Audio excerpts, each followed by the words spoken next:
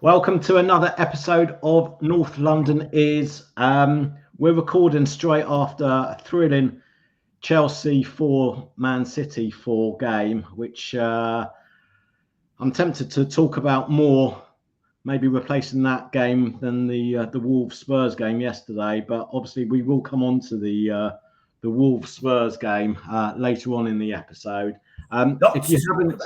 If you haven't listened to us, just to remind you, you can listen to us on all the podcast platforms, including Spotify and Apple iTunes. We're on social media. We're on Twitter, or as it's now called, X, Facebook, Instagram, TikTok, and also YouTube. So after just watching a thrilling 4-4 City-Chelsea game, that has made the top five really close now. Good result for you, Pez. You must be delighted City dropping points after your win yesterday at home against Burnley. Yes, well, considering obviously Spurs had won the league in October, I'm happy to be sitting in second position with our reserves playing. But we beat Burnley. Listen, second or third easiest game of the season for us at home. You've got to beat Burnley. We struggled. Were you worried after an hour, 1-1? Yeah, we struggled. I didn't think we played that well. If you don't have all your best players, we struggle, and we haven't got them at the moment. Especially Odegaard, who hasn't had a great season, but if you miss your captain, you miss your captain, and Gabriel Jesus is a huge miss. But what I will say, and this is so massive for all Arsenal and Tottenham and possibly even Liverpool in January, is we bought Trossard in January last year. Can't remember what we paid for him. 28? Yeah, 20, something like that. Such a good player. He tries his hardest. He's technically good. Should he start for us if everybody's fit? Are we going to win the league with Trossard playing up front? Probably not when you compare him to Haaland or Kane or Salah, but a great signing and scored such an important goal right on the stroke of half time. We were really struggling to break them down. Very little creativity in midfield. We were comfortable at the back, but not super comfortable. And you know what? Hats off to Burnley, but they can't defend for 90 minutes, and they don't seem to be able to score a goal. They play the game the right way, but they're going to struggle. Arsenal,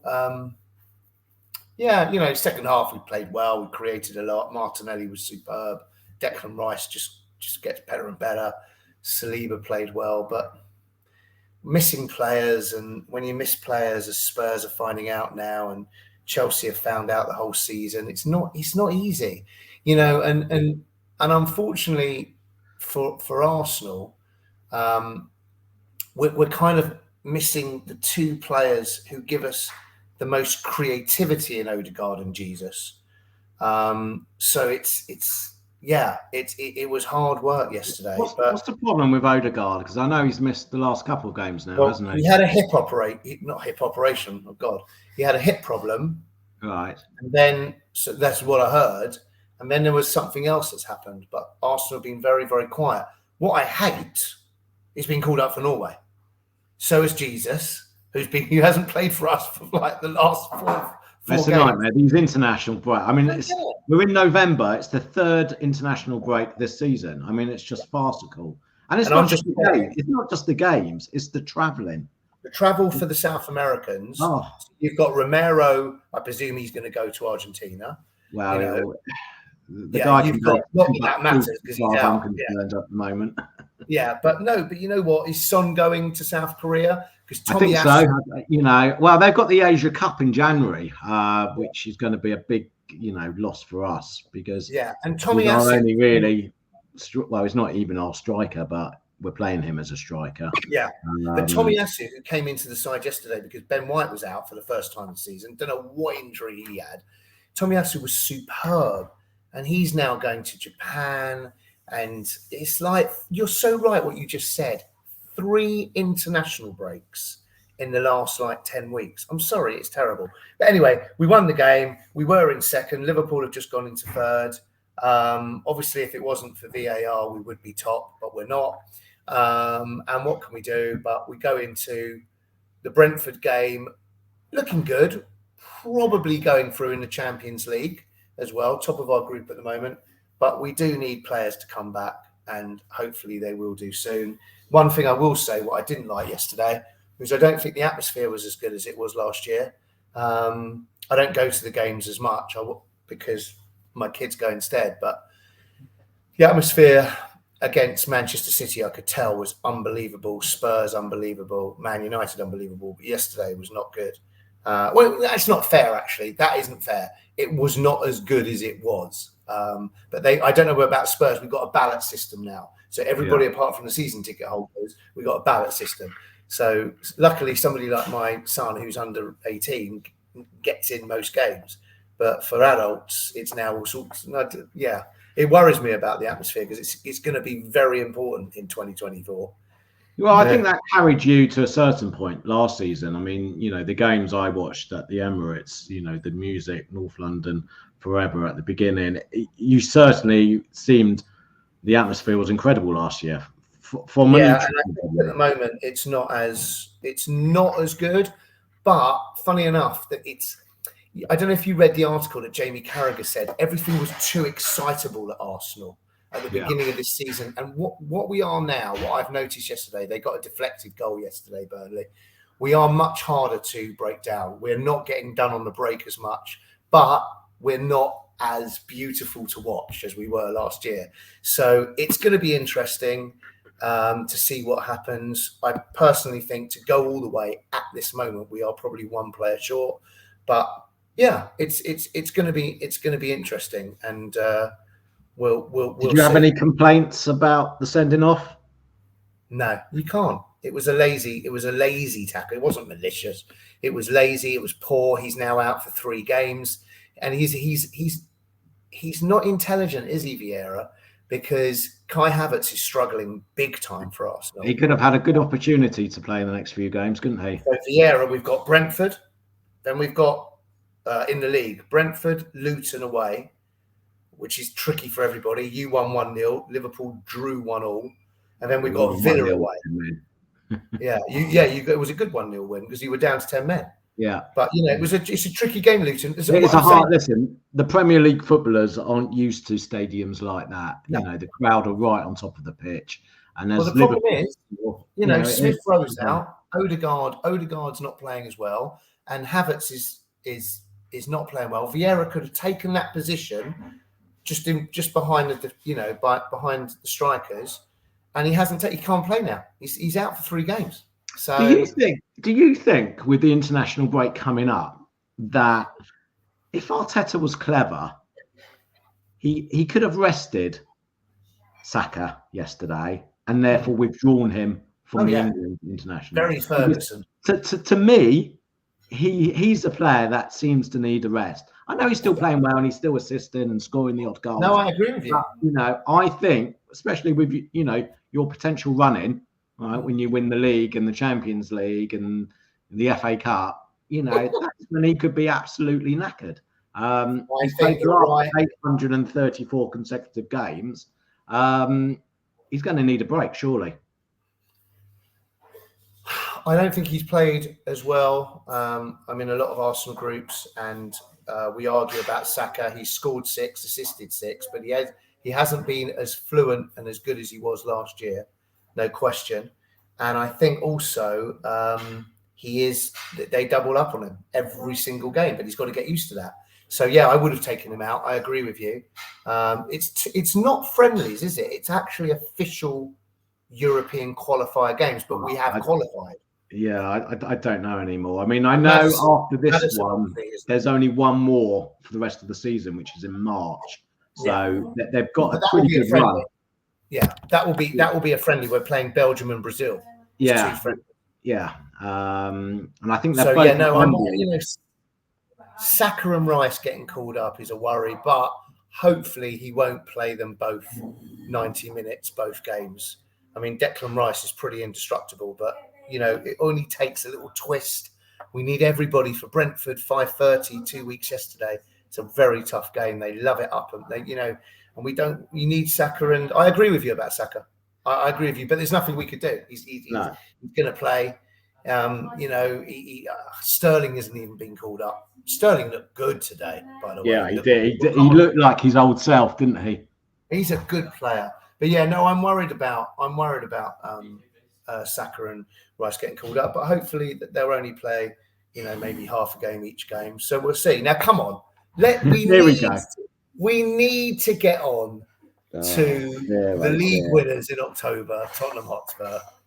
Now we haven't spoken. Sorry, hold on. We have spoken, and we have done the podcast after the Chelsea game. Yeah. So now we need to come on to the game yesterday at Molineux. Luckily, I've seen it. I didn't see it because I was at Arsenal yesterday. I heard the cheers at 91 minutes, then the mayhem at 97 minutes in all the pubs in Islington. Talk to me. What went on yesterday? Okay. I mean, watching the game, we scored a lovely goal after 3 minutes. Really nice move. Good football. Lovely. We then went from the 3rd minute. Our next shot was the 88th minute. Yeah, Lo Celso. Yeah. All right. So we went 85 minutes without having a shot. Now, I was watching the game, and I was watching the clock more than the game because we didn't play well, and I was just wanting, at the 89th minute, I thought, listen, we haven't deserved this, but I'll take it all day long. And I went mad, and I lost my shit. I must be honest. When we conceded the first goal on the 90th minute, and there was 7 minutes. 91st minute. You can see. I've seen this film before, right? I knew we would lose, and the worry I've got, is we then ended up losing. And the worry I've got with Ange is, if you're not going to win a game, don't lose it. And we still, I felt, went searching for the winner after 1-1. And crowd at Molineux, I've been to Molineux, that they get, but like any home team, they get, you score a 90th minute equaliser, it's hard, their backs up. So, and I thought we were really unlucky to concede a 90th and then the 97th. But now I've had time to reflect on it. We weren't unlucky. We didn't play well. And probably they deserve to win, And I think, you feel unlucky because you lose 2 goals in the last 5-6 minutes. But they didn't do enough to win, Spurs. They had the goal 3rd minute, the 88th minute effort. I thought Ange, when I looked at the midfield, and we had 5 players, 5 first teamers who didn't start. Now, except 2 were self-inflicted in Romero. I'm glad you said that. No, they were self-inflicted. Van der Ven and Maddison, who are 2 influential. No, they're not your 2 influential. They're your 2 most important players. I'll argue that with anybody. When you replace Maddison with Holberg and Van der Ven with Dyer, it shows you, as we saw in the cup game against Fulham, we haven't. And I've said this to you, even when you were trying to say you've got to win the league in October. What worries me the most is our squad, and that came back to haunt us yesterday because Dyer can't play the high line. All right. No. Davis, I thought, actually did quite well yesterday. But, I actually don't blame the defence for our defeat yesterday. I actually blame our midfield.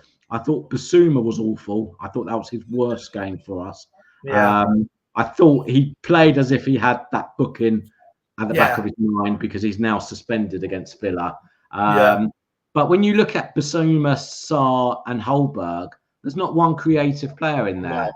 And the problem is Bentancur is only just coming back from a very long injury. So I could understand why he may not be ready still. Did he have started Lo Celso? I thought he should have, I would have started Lo Celso. But I've heard he doesn't really rate Lo Celso. And I think if Lo Celso can't get in when Maddison's injured, he's going to have his long-term future is not looking good. I mean, it'd be interesting what happens against Villa now, because Lo Celso has obviously been picked for Argentina, so he'll go and probably play a blinder with Messi. But I don't think. I mean, Holberg probably will play against Villa because Basuma is now suspended. But as long as you say that, but you've got to remember all these players. Højbjerg plays for Denmark. Yeah, you know, Kim Rice playing for England. It's a nightmare because you can't plan. You can't plan that game until probably next Wednesday, Thursday. Where does Sarr go? Where does Sarr go? I think Sarr is. I'm not sure if he's been picked, but I presume he will be. So is he African? Sarr? Yeah. Okay, I didn't know that. Sorry. I did. He'll be off. But I just thought, we were still. I thought you concede 90th minute, shut up shop, go home with a point. It's not the end of the world, especially after what happened on Monday. We've got. We've got the suspensions, which are self-inflicted. But Maddison, Van der Ven, even Johnson, that was only his second start since. Did Johnson get a hamstring? Somebody said today to me. Well, he had this shot, and as soon as he pulled up as he shot, and then he was substituted. They've been very quiet. I hope he's withdrawn from the Wales squad and has a 2-week rest. I think he's going to be a good player for Spurs. I hate to say that. But he didn't do enough yesterday. Coonan didn't do enough yesterday. We've got to find a way. I thought it was criminal to throw that game away after conceding so late. You shut up shop. You don't. He go away 1-1. It's not the end of the world. I mean, Wolves. I think you mentioned it on one of the previous pods when their manager was on Monday Night Football. He's a good young coach. They've had good results this year. I mean, they were unlucky at Old Trafford. They beat City. They got a result against Newcastle. They're all right, Wolves. And Molineu's not an easy place to go to. I thought if we hadn't had all our injuries, I thought, as I said last week, I'd be looking to go there and win, but I'd certainly have taken the draw with all the players that we had out. And what worries me about Ange is that does he know? Please God, we're in a cup final and you're winning 1-0. Can he see out the game? That's got to be seen. I thought yesterday, concede, you shut up shop, you close the game out. You don't always have to go looking for a goal and leave yourself open. You've got to be. I think he's got to be more practical. Listen. I always said to you, we banter on here and we're going to continue to banter because banter is what it should all be about. Spurs played the back four of Van der Ven, Romero, Udogie, Porro, midfield, Maddison, Basuma, and up front. Played basically 90% of the games the season was that team started. Yeah. And that's why, along with your very favourable, I think you have to admit, and I know Arsenal have now played a very favourable first 12 games as well. But you were there, you had everything favourable, and in one game, it can go. It's amazing how unlucky you were in one game. Yeah, but it was within 10 minutes, really, of that game against Chelsea. And Van der Ven, who I've watched a lot, he's a forget as a footballer, he's decent. I don't think he's as good as Saliba, Van Dijk, Diaz as a footballer. But my God, that guy, the way that Tottenham are playing is so important to you. Yeah. Because his recovery pace is so important. Yeah. And on the other end, Maddison, you haven't had a player like that since, probably Eriksen. And actually, he's a different type of, probably Dembele. So it's a massive loss for you for 3 months. Even if you had won, I thought you could sneak it yesterday, funny enough. I thought you were going to sneak it. But I was then looking at your games against Villa, City and West Ham. Yeah. And then I think you've got Newcastle, somebody said. Yeah. I mean, after City, we've got on our 3 of the next 4 games are actually at home. So Villa's going to be tough. I think they're a different team away from Villa. I think that'll be a good game, Tottenham Villa. I think it'll be quite an open game. I mean, Watkins' pace worries me.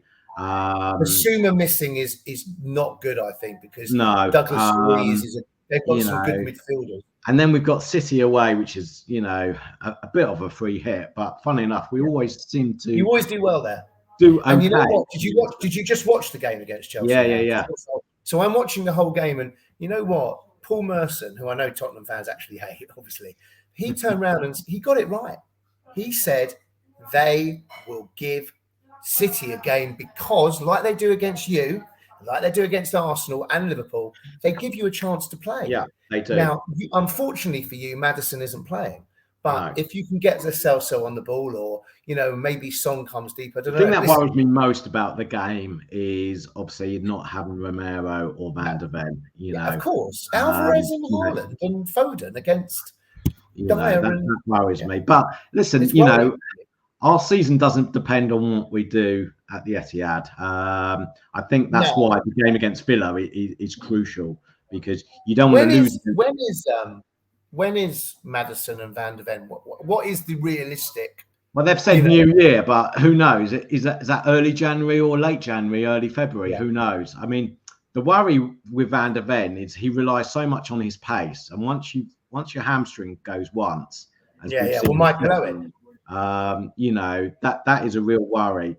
Maddison, I believe, is an ankle issue, and he is injury prone, though, isn't he? Maddison, he always has a month out here and there every season, doesn't he? He's a good player. I don't like admitting this, but he has been superb for Spurs this season. Yeah. But I saw him in the flesh against Arsenal. I saw him. I thought he was terrific. But he's got to stay fit. And like all these players, listen, I go on and on about Thomas Partey, right? He is so important. Him alongside Rice. Yeah. I honestly believe would be as good as anything in the Premiership. He's never fit. Never fit. And Arsenal have got to make a decision, and so have Spurs.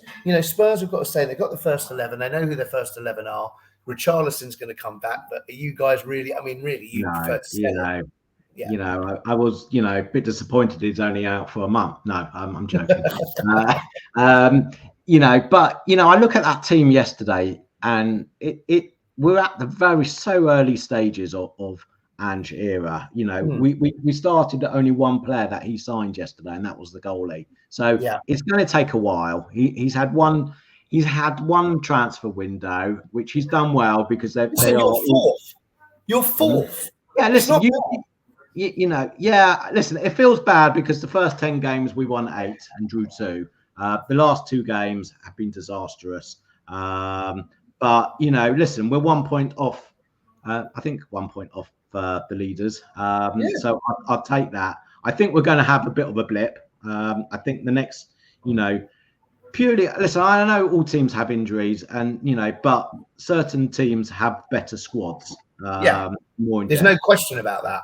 And I think that's what's going to catch us out because, when you replace Maddison with Holberg, as I said, or Van der Ven with Dyer, you're going to suffer. That's why I think January, we've got to buy, and I hope we don't do what Levy normally does, is wait until the 31st of January to we've got to buy. It's not in the first week of January because the first week compared to the last week of January, 4 or 5 games. Especially with the we're going to miss Basuma and Sarr in the African nations. We're going to miss Son as well. If Van der Ven and Maddison still aren't back, I mean, I might even get a game. But I don't know if they're stooped that low, Jules. I think it's going to be interesting because I think we're coming up to a time after this international break where they play a lot. Arsenal play 11 games in December. 2 of them are obviously the Champions League ties. We're playing Lons at home, and then we're playing Eindhoven away. I think if we beat Lons, we've won the group. So those are 2 games. The Eindhoven game becomes a little bit irrelevant if we've beaten Lons because we can rest players. But then with the fixture list around Christmas, I looked at Spurs, Arsenal. There's not, I don't know if you're playing Luton at home or whatever, but it comes very quickly. Yeah. And this is where injuries happen. So you do have to have a big squad. Yeah. So, and City tonight, Doku was playing so well, gets booked. He brings on Jack Grealish, 100 million. Yeah. That's the difference. Yeah. Levy has to, excuse the Tottenham dog in the background. But, it's going to be interesting. It's going to be very, very interesting to see what happens. I think Man City are still obviously the favourites. Some of their attacking play today was brilliant. But defensively, I've got to tell you, I thought Chelsea played... Sorry, offensively, I thought Chelsea played well. Defensively, I was surprised. I thought City looked very, very open today for the first time this season. They really did. You don't often see City concede 4. No, and I think Chelsea could have scored a lot more. And you know what? They're having Cuckoo back soon. And let me tell you, from the footage that I've seen of him the last few years in the Bundesliga, I mean, he was at Leipzig, wasn't he? He looks a good player. So I'm sure they'll have De Bruyne back for our game. De Bruyne. Well, I hear he's getting nearer. He's getting nearer. I mean, you're lucky Neto didn't play yesterday, because I've got to tell you, he is one hell of a player for Wolves. Yeah. I'd hate if Tottenham... You've been linked with him, haven't you? Yeah, I would love it if we signed Neto. I don't think we'll get... You need a striker. I mean, what Arteta should have done is not... But, I mean, I don't think... Not quite, but Tony. Yeah, you know...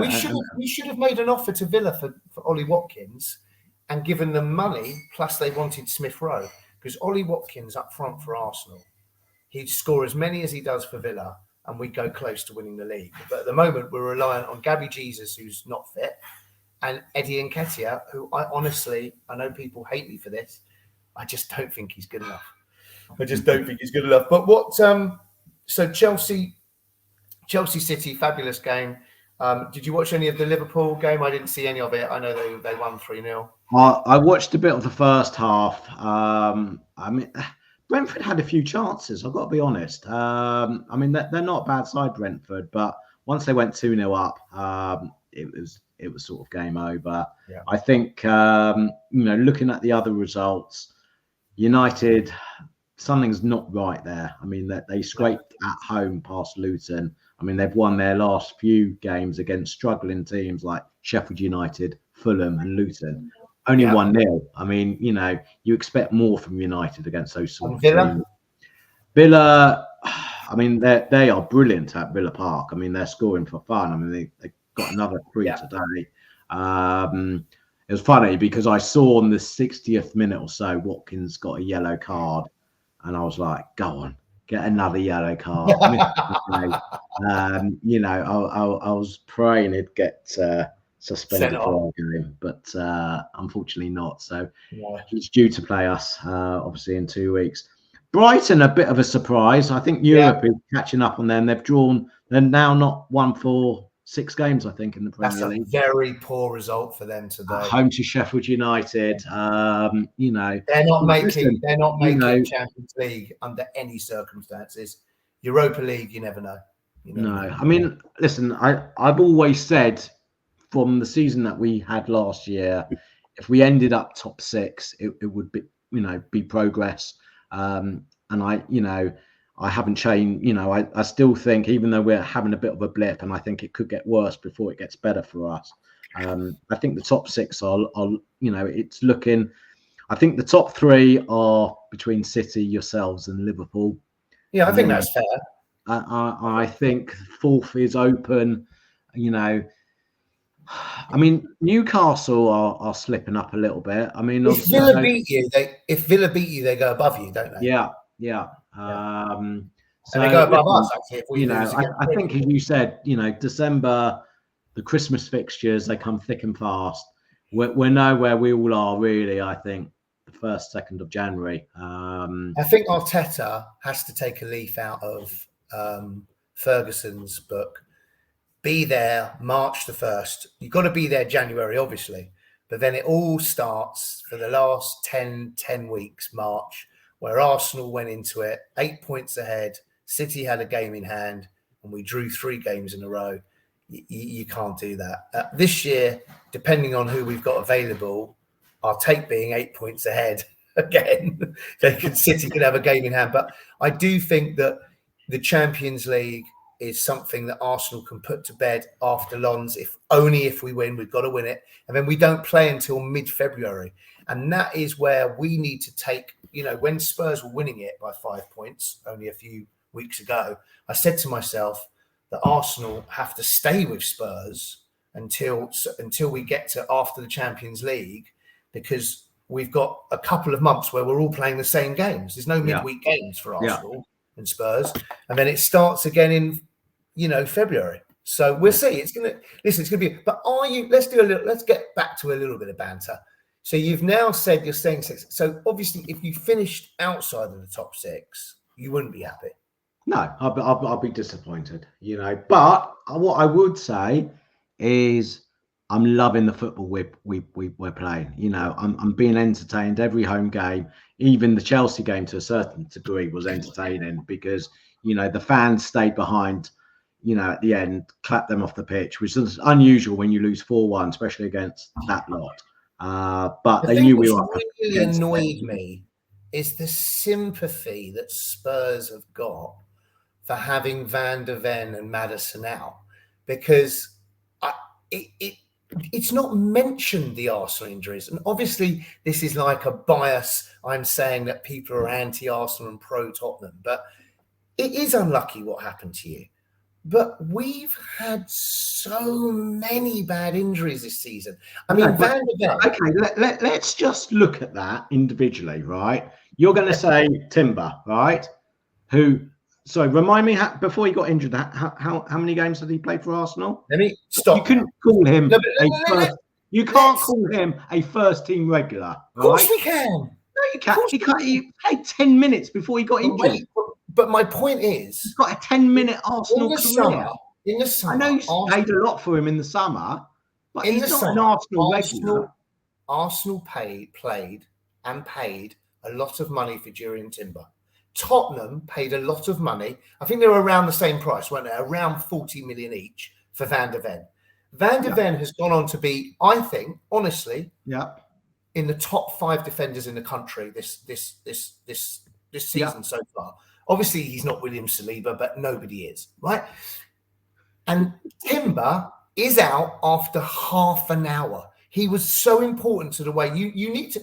If you do a little bit of research, obviously you're not going to, because you're not. I get it, you're not an Arsenal fan, but Arteta said Timber is going to be so. Was it as good as that half an hour Jack Wilshere had once against Barcelona? Are you comparing that half an hour?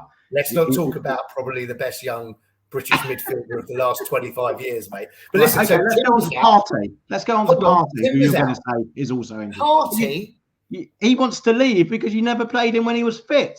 So you replaced him with £100 million signing Declan Rice. Partey and Declan Rice would be the best centre midfield partnership. Why does he want to leave then?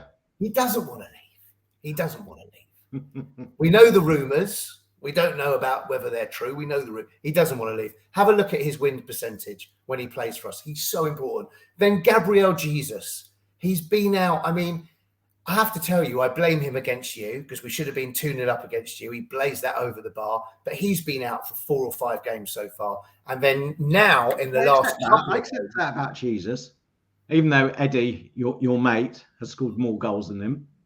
Seriously, I'd rather Pavlyuchenko up front, mate.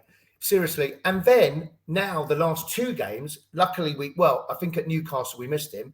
We've missed Odegaard. So we've had massive injuries. And Spurs get. But you have got a better squad than us. You've got to admit that. Well, we're a better team than you. But Spurs, they get 2 injuries, and it's like the Philharmonic Orchestra are playing the sympathy the entire week. Not at all. Listen, we've had Bentancur out since February. He still hasn't started a game, right? We've had Petrovic. You mean Perisic? Perisic, who. Even though he's not a first starter under Big Ange, right? He's played important parts when he came on. Hey, I promise you're younger than him.